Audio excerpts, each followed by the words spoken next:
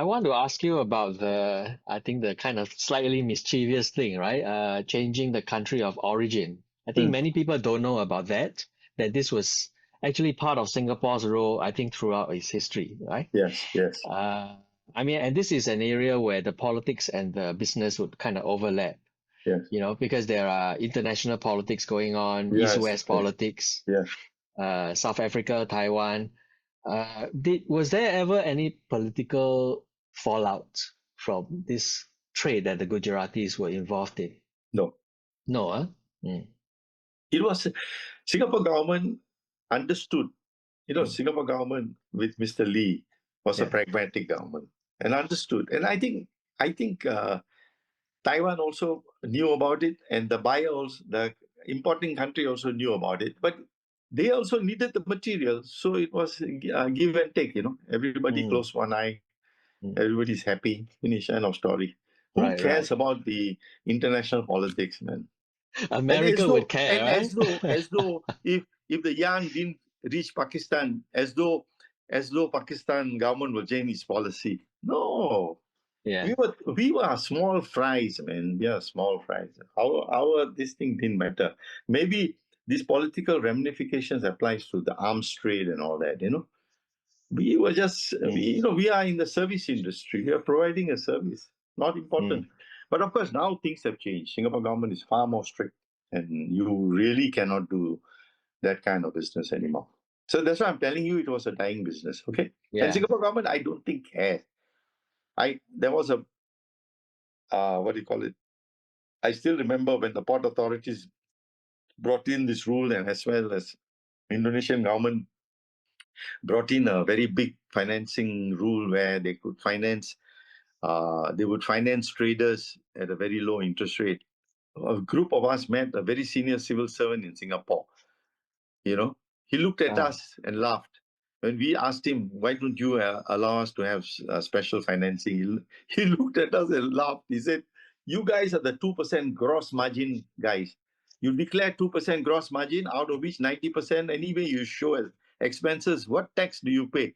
So what the hell should I, what the hell should I bother to.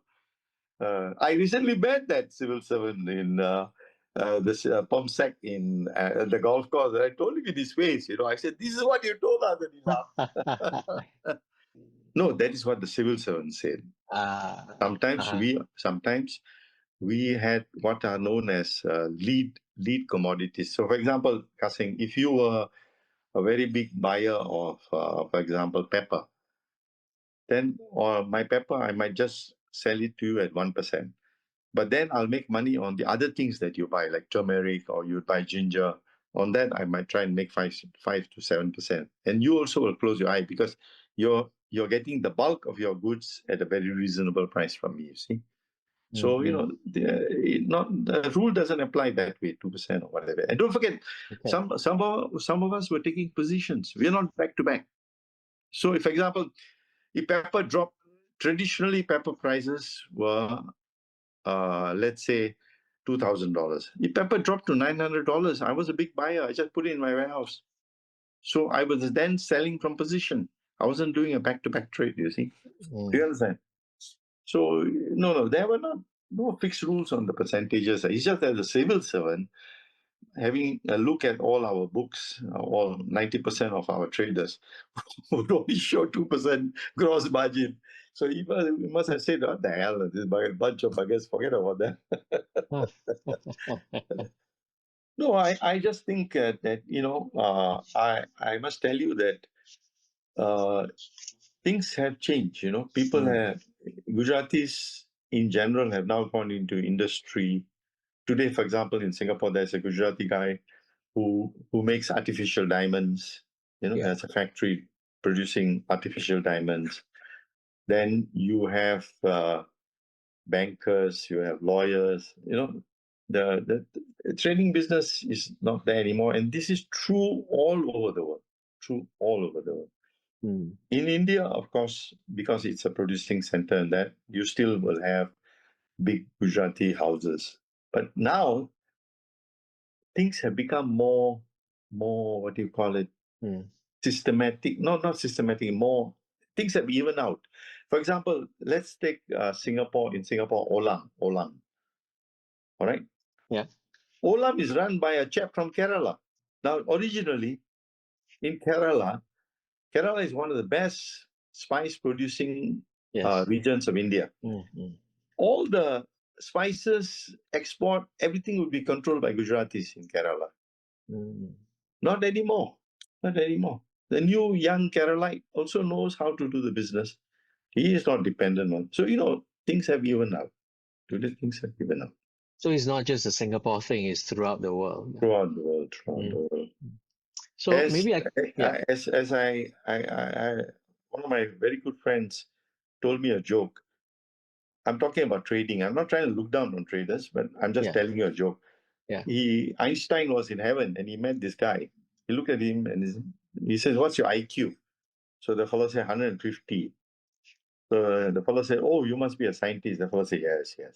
Uh-huh. Then he met another guy. He said, "What's your IQ?" He said 120. So he said, "Oh, you must be either an engineer or a doctor." So the fellow said, "Yes, yes." Then as he saw another guy ambling along, So he looked at him and said, "What's your IQ?" He said 80. "Ah, you must be a trader." So you see, what I'm not looking down, but I'm trying to tell you, trading after a while doesn't require much intellect. So it's a question of chemistry and Ah. location. The word location is very important. Location. If I was in Indonesia today, I might still be a trader, Kasim. My son might still be a trader. Mm. Because why? The producing center is there. You get what I mean? So, it's like that. It's like that. Anyway, I don't want to be sued by traders, but I just made a joke that, it doesn't require much intellect. So, if trade isn't going to be the defining identity, right, and characteristic of the Gujaratis, like going forward, Mm. what is it that will hold the Gujarati community together, in the future? No, we have a very strong cultural bond. Mm-hmm. We are very proud of, I don't think our food is very interesting, but we are very proud of our food. Okay. The type of food is very different from the rest of India, the food. And then I think culturally we are very strong. Today, among Gujaratis, we have three religious movements. And these religious movements are not confined to the Hindu temple alone. Oh. They do charity work. They are all over the world. They build some of the finest temples. I want you to look up the website, Swaminarayan Group, Mm-hmm. Yeah. SWAMINARAYAN. You Right. will see they build temples in London, in America, in Abu Dhabi, in Australia, in South Africa, some of the finest temples, and they do huge amount of charity work. And the Okay. charity work is not confined to Hindus. It's confined anywhere there is a disaster, they will be there. So the Gujarati community does a lot of these things now. There's another movement also run by the Jain community, and they also do tremendous charity work, hospitals, everything. Mm. So the new generation also have this idea about charity and all that. And I must be frank with you, Kasim. If Dilip Doshi today goes and commits murder, within 24 hours, a lot of Gujaratis in India, in America, in Australia will know about it. We have this network, So it's something which is tremendous. By Mm. the way, I will also send you a link. Yeah. There's a lady, Gujarati lady here. She's writing a book on the Gujaratis. Who is this? Parul, What's Parul, Parul? Parul. Yeah, I'll send you her link. You can talk to her. She has got a grant from the Singapore government also, I think.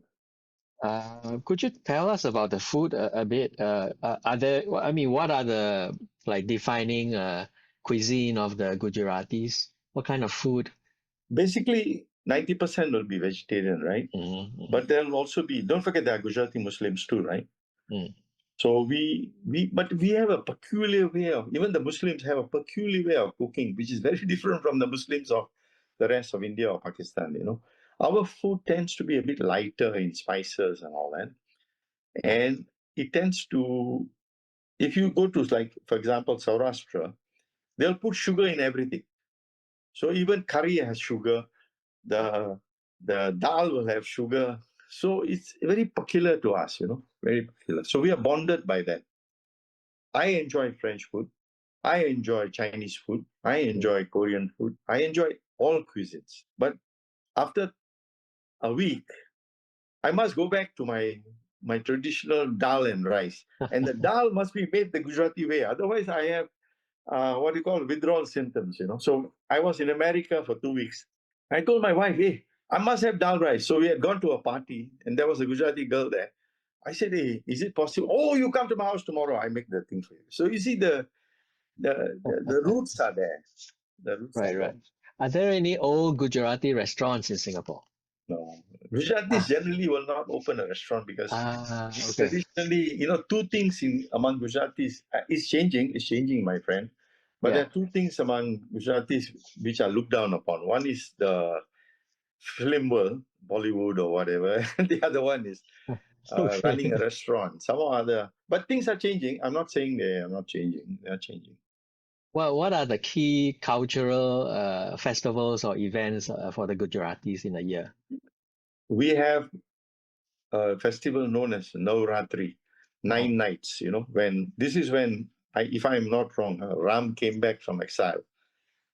Our Lord Ram came back from exile. So we have 9 nights of celebration. Very important. One is this, Kasing, why don't I invite you?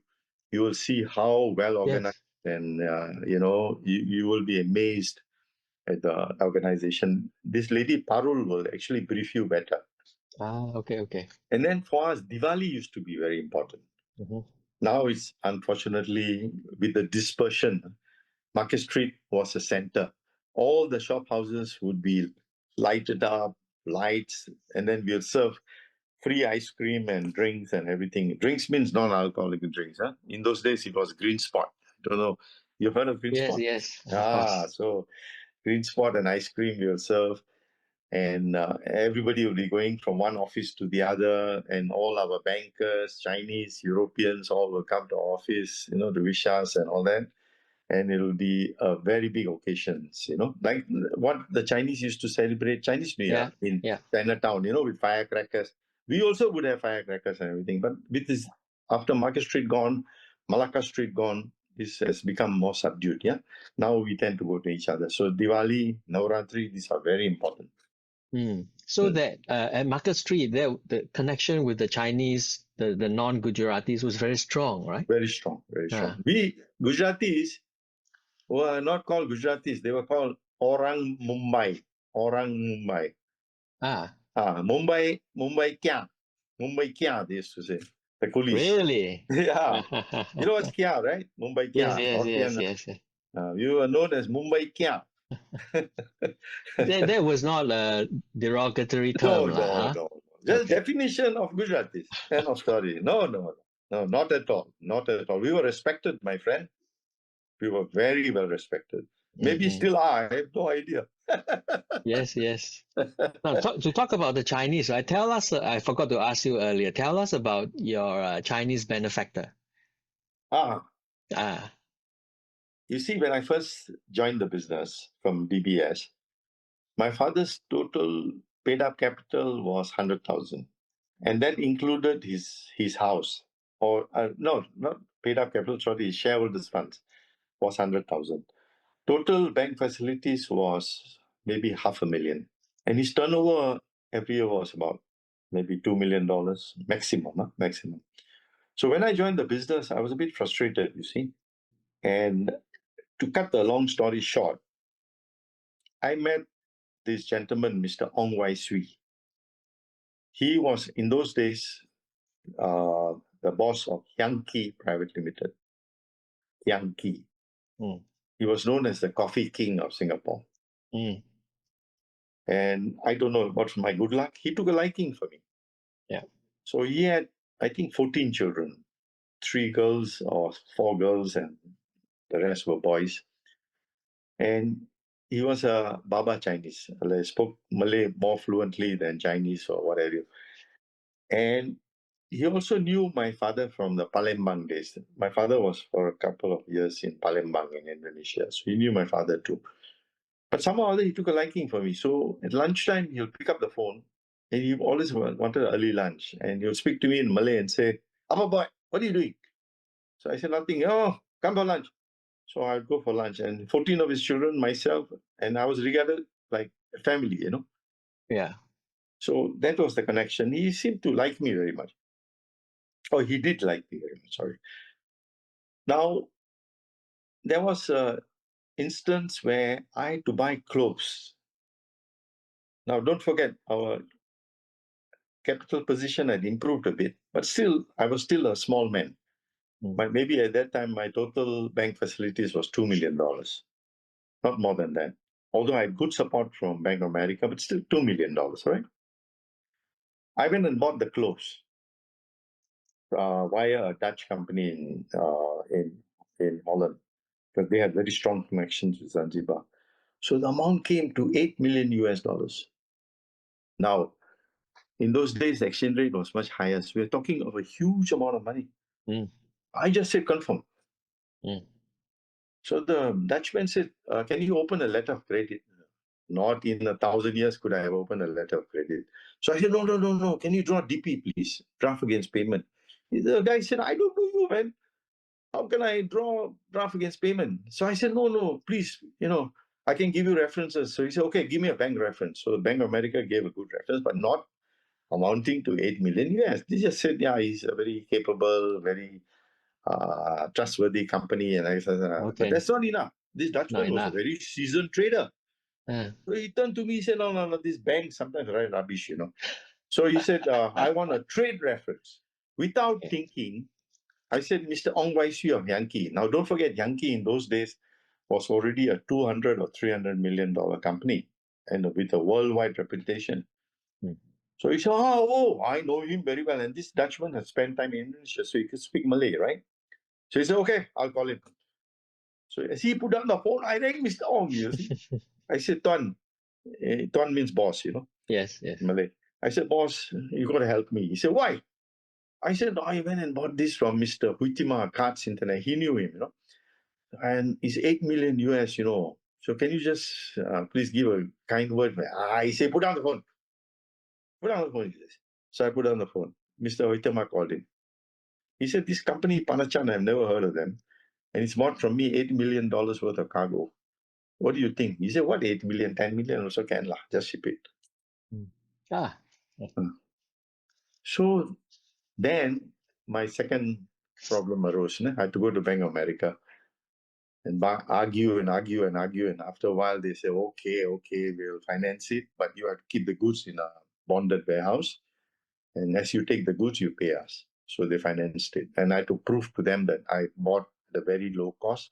Market was much higher. So they got convinced, So this is Mr. Ong Wai Tjoei.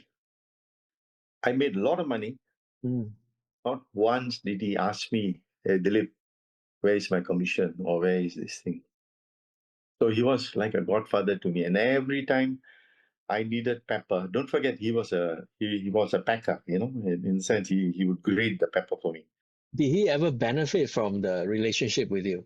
No, I don't. No, The okay. benefit was mine. Benefit was you, yeah? Yeah. If I didn't buy from him, somebody else would have bought from him. So he had a Yeah. big market. He didn't need Dilip Doshi. Do you think this was quite common? Because our understanding of the traditional business is very much based on the countryman, right? On the kinsman. So in this case, you are of a different group, right? Have you ever heard of similar cases? No, No, not many. Mm, Mr. Ong was an exception. mm, He had a good relationship. In those days, I must be honest with you, a lot of the Chinese are a bit suspicious of the Indians. mm, Now, when they couldn't distinguish between this ethnic group or that, to them, all Indians. Finish, end of story. yeah. So that discrimination was there. So Mr. Ong was an exception. I'm not saying that the other Chinese didn't do business. They did business, but they would not go out like and do what. But then Mr. Ong also not only helped me, I think he helped other Indian groups too, other Indian companies too. He was that sort of a man. He was very liberal. And I suppose he was a very brave man, very brave man. He knew his work, he knew his stuff, a brave man, exceptional man. I want to ask you about the end of Market Street. What year was that? 79. 79. Was that part of the cleanup of the Singapore River? No, No, it was all acquired. All the properties were acquired. Okay. Was that just Market Street only or the whole area? No, Market Street, Malacca Street, Cecil Street, the whole lot. The whole lot. Bang, finish. Story. And what did the government do with the area? They redeveloped it. The first they built a car park. They also built. Then they tendered out the land. Then you had the OCBC center and this and that and whatever. Yeah, the whole place was acquired. Was your father still around at the time? Yes. My father died at the age of 95 in 2003. How did he feel about leaving Market Street? Oh, he was quite upset. Quite upset. And what about you?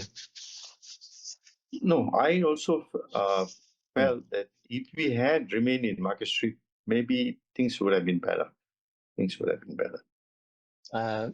In terms of business, you mean? Not just business, relationships. Okay. Because why? When you're left, all got dispersed. All in multi-story building, multi-story offices. The link became weak. And the brokers, in those days, you relied on brokers to give you information. They also had a hard time going from one building to another building. Yeah. I mean, there is something about the shop house kind of arrangement, right? That makes it very easy for the human connection to be made, right? Yes. It had its value, absolute value. And it made sense. But I suppose, one cannot cry about all these things. You have to move on. What else can you do? Yeah. Maybe some of us didn't adapt as well as the changes as we should have. It's also our fault. I mean, I just want to ask a question about the trade, right? I mean, the Gujaratis have such history in trade, maritime trade across the Indian Ocean. Singapore, although it moved away from entrepot trade with the industrialization, was still trading, except that this was exporting the Singapore manufacturers. Was it possible? Singapore, I mean, it was more an entrepot trade. I mean, with the industrialization program in the 70s onwards. Do you think it was possible for the Gujaratis to kind of pivot towards this trade? No, Because a lot of the companies that came here were branches of multinationals. Why would they give us a role? But don't forget, the North Indian community, the Punjabis were very big in textiles and electronics. Sindhis were very big in textiles and electronics. So High Street, for example, also disappeared. So if you went to High Street, the Sindhis and the Punjabis were very big in electronics. You have heard of Takral, right? Takral. Have you heard of Takral? Takral, you see, so Takrals were one of the pioneers in Hitachi and all these products, Right. So it's the abolition, or rather the acquisition of shop houses had a material effect on a lot of businesses. When these manufacturers started coming to Singapore, they were all branches of. They were not homegrown companies. Do you understand? They were not homegrown. Philips, Hitachi, Sony, what have you. Okay, they appointed agents maybe, but there was no role for a middleman. There was no role. Yeah. Okay. Yeah. Well, not any substantial role. Let's put it this way. Okay. Yes, you could buy from Sony and ship to South Africa or Nigeria or something like that on a commission basis, but that's not a lasting business, or it's just an opportunity transactional business. Yeah, Kasing wants 1,000 PV sets. He wants a bit of credit. Okay, so he says, come to Dilip Doshi. You go to Sony in Singapore with their manufacturing. Please buy on my behalf. Ship it to Nigeria or That something. is mechanical, right? That is not trade in the transactional. old way It's sense. Yeah. nothing to do with relationship, nothing to do with anything, Okay, got it. Yeah. Can you say a bit more about the Sindhis? It's very interesting you brought them up. Yeah, Sindhis Yeah. are also, you see, a lot of the Sindhis in Singapore were Hindu Sindhis Mm. because they got thrown out from Pakistan. A lot of the Hindu Sindhis left Pakistan because it became an Islamic republic. And Sindhis are like Gujaratis also, very entrepreneur, but in a slightly different way, okay? The different way, I don't want to define. You have to go and find out yourself. But Sindhis were very entrepreneur. They are in Hawaii, they are in North Pole, South Pole, but their main business is retail. That means, like, a lot of the tailor shops, the textile business, the electronic business, they are all Right. very prominent. And also they are also very entrepreneurial people. Kishore Mahbubani, then all these are Sindhis. They also make very good civil servants, what have you. So a lot, but they are all Hindu, mostly Hindu. Whereas Gujaratis, you have Muslims and Hindu. But in our case, we are not thrown out of our country. We could remain in Gujarat. But in Sindhis officially became very uncomfortable in Pakistan, the Hindus, so they left. And they're also all over the world, all over the world. There's one more name I want to ask you. The company Tata. Do you know? Takral. No, Tata. Tata. Oh, Tata. Tata is Parsi. Parsis came to Gujarat and settled in Gujarat a long, long time ago. Yeah. So they speak Gujarati, but they are basically, they are originally Persians. They follow the faith Zoroastrianism. The government set up a training center with Tata, right, in the 70s. Tata is a first-class company. Parsis in general, in India also, originally, because they could speak English very well, and they also, like the Chinese, they eat everything.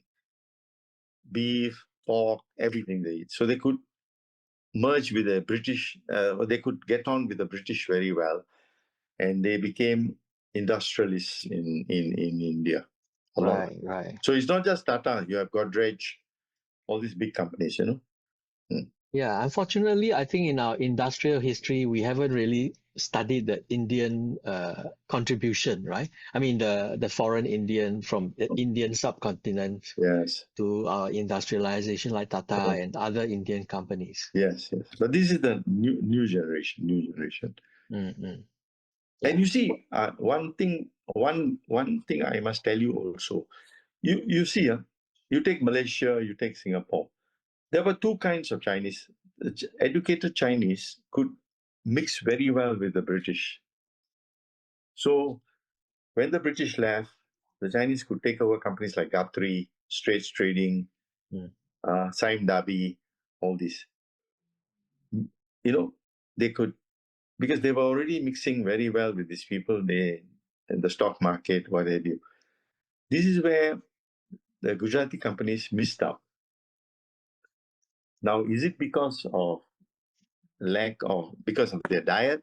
Because generally most Gujaratis don't drink, or what?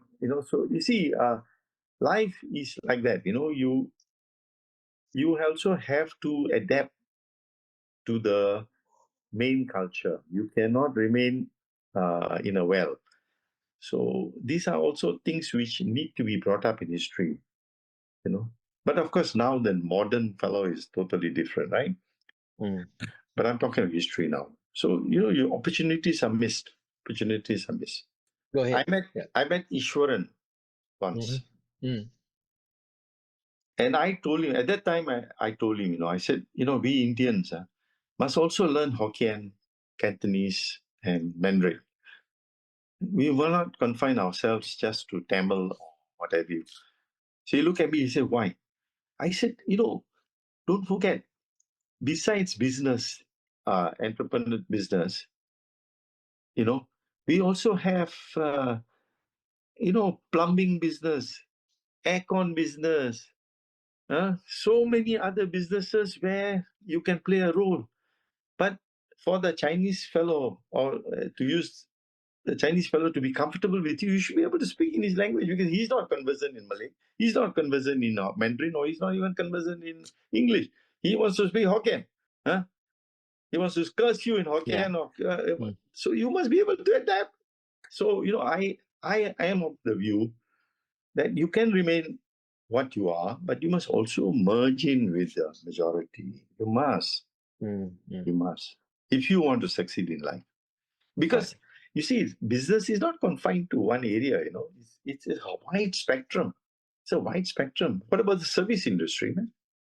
So, So these are, anyway, I bring this up as a matter of thing where hopefully the new generation may pick up some points. Right. I don't want to hold back. I want to share. I might be wrong. I'm happy to be corrected, but these are my views. Okay. Sure. I was wondering what you were going to tell me about Iswaran. No. I told him at the time he was the head of Sinda. Okay. I see. So in that context, he was the head of Sinda. I just have one last question, which is you mentioned the new citizens, right? So have there been new citizens from Gujarat in recent years? A lot. Do you know something? It has been a good thing. They have upgraded our Gujarati society. They have upgraded it. We Gujaratis who grew up here, I'm sorry to say, our parents were great traders, but they were basically peasants. I'm sorry to use the word. Not much education. So we were not attuned to arts and everything. The new generation of Gujaratis who have come, they have upgraded our association. Okay. I mean, so they come from a different background, right? No, they are educated. They have moved around in America, Europe, everywhere. They know more things than we did, and they have upgraded our association. Today, it is a lot of our associations are run by expatriate Gujaratis. Right. So they are really citizens of the world. Yeah, and in a sense. we have no problem with them. We mix with them. Our culture is such. Even though they are expatriate Gujaratis, they have merged into our society, into our existing flock very well. But anyway, our existing flock is shrinking. It's not growing. I think in the 50s, our total population was 500. I'm talking the original Gujaratis. Today, maybe it's 400. So small. Or maybe 350. Okay. Because not reproducing. So probably now the new citizens would outnumber the locals. Yes, absolutely. Okay. Absolutely. Dilip, you were telling me about this book, right? That you've been working on with the other members of the community. I've just been contributing my correct. Yes. thing. Her name is, I told you just now. So Paru, is it? Paru, yeah. So I'll send you the contact, talk to her. Okay. So she's still working on it, right? Yeah. I think she's in the finishing touches. Okay. Yeah, you talk to her. Great. Could you tell us what the book is about? All about the Gujaratis. That means Gujaratis means Parsis, Boris, the whole spectrum. Like you know the Juma boys, right? Yes. So Juma boys are also Gujaratis, okay. So, but they are Muslim Gujarati, okay? So but this book will cover the entire spectrum. All Gujarati speaking people, all Gujaratis, Parsis, what have you, the whole lot. Like for example, in town you have Parsi Road and Mystery Road, right? Yes. Yeah, that was a Parsi gentleman who ran a aerated works company. So they are included in the book. Everybody's included.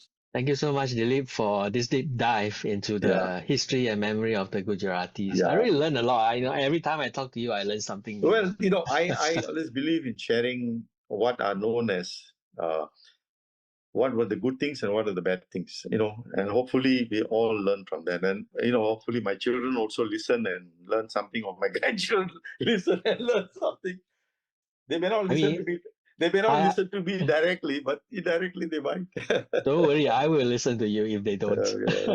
Thank you. I always enjoy talking.